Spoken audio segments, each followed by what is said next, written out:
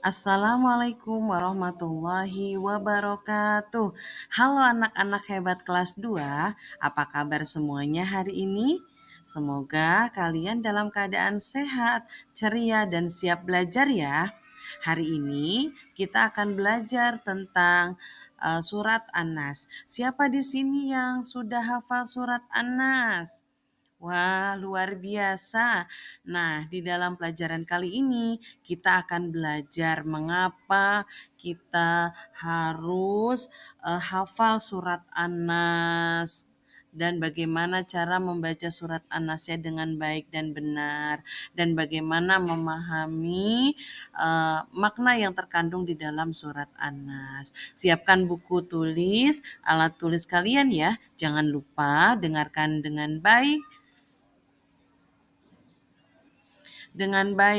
dan tetap semangat belajar. Yuk kita mulai bersama-sama dengan bismillah. Bismillahirrohmanirrohim. Baik, anak-anak, ini coba perhatikan yang ada di depan. Ini adalah bacaan surat An-Nas ya. Jadi surat An-Nas ini secara detail tulisannya. Mari ikuti Bu Guru bersama-sama ya. Jadi Bu Guru baca, kalian tinggal ulang kembali ya. A'udzu billahi minasyaitonir rajim. Bismillahirrahmanirrahim. Qul a'udzu birabbin nas, malikin nas, ilahin nas, min syarril waswasil khannas, alladzi yuwaswisu fi sudurin nas, minal jinnati wan nas. Baiklah anak-anak, setelah kita baca ayat per ayat, saat ini Ibu akan terjemahkan untuk surat An-Nasnya dari ayat per ayat ya. Untuk yang pertama, ayatnya adalah Qul a'udzu birabbin nas. Artinya adalah katakanlah aku berlindung kepada Tuhan yang memelihara dan menguasai manusia. Ayat yang kedua, Malikin nas.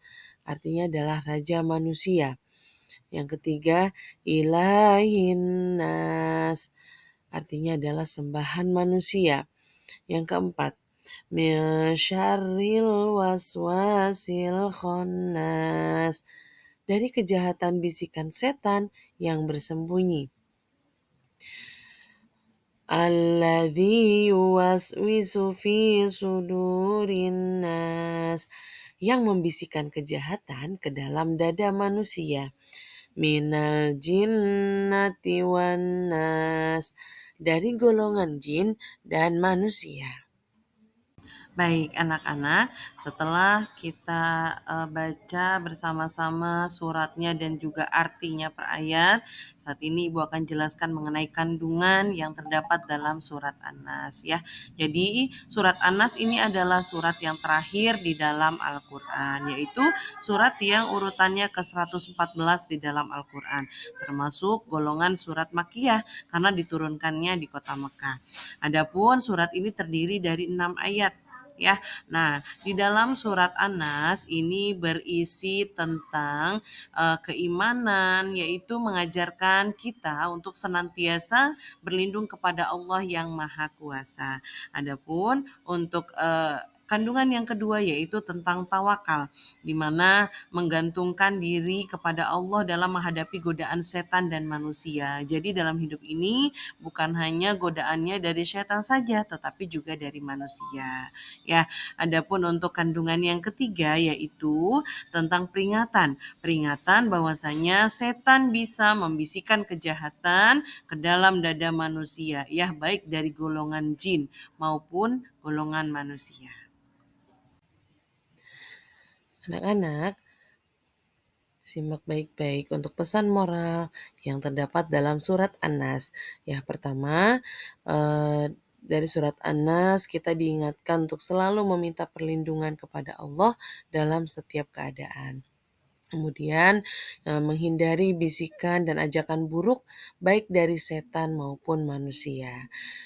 Dan yang perlu diperhatikan lagi, kita harus menjaga hati dan pikiran kita agar selalu bersih ya. Kemudian kita diingatkan lagi untuk selalu berdoa kepada Allah Subhanahu wa taala dan selalu membaca surat An-Nas di waktu pagi dan petang dan juga ketika kita setelah sholat 5 waktu atau mau tidur ya. Dan dengan belajar surat An-Nas ini bisa menambah keimanan kita kepada Allah Subhanahu wa taala bahwa Allah adalah satu-satunya tempat berlindung dan berserah diri.